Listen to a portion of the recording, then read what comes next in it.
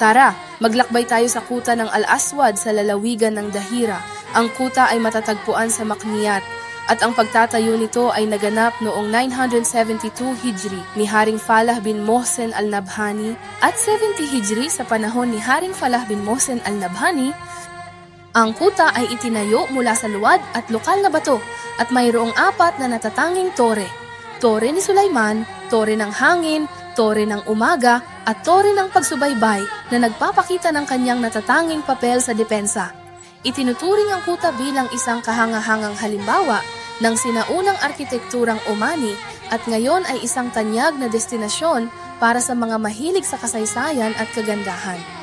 Para mas makilala ang lugar, mangyaring iscan ang QR code at tamasahin ang isang natatanging karanasan sa paglalakbay.